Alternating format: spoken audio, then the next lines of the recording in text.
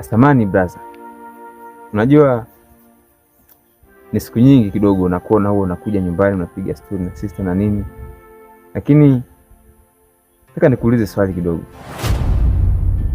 Unajua sisi vijana wa miaka hii tunajuana vizuri tu, tabia tu jinsi zilivyo.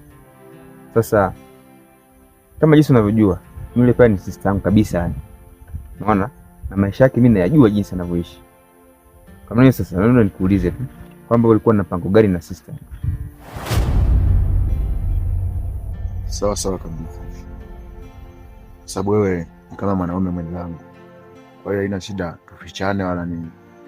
Mimi dada yako nina malengo naye, na kwa jumla nataka nimuoe kabisa.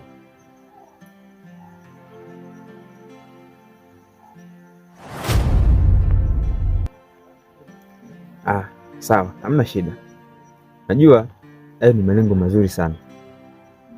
Sasa mimi nikwambie kitu kimoja brother.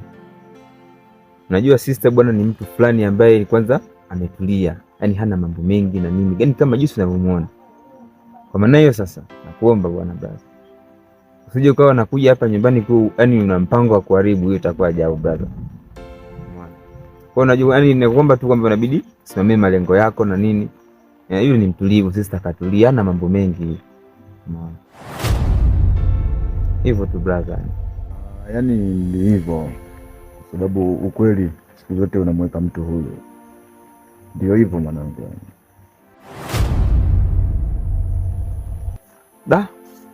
Basi kama hivyo haina noma brother. Ya cha msingi ndio hivyo. Fanya kweli basi.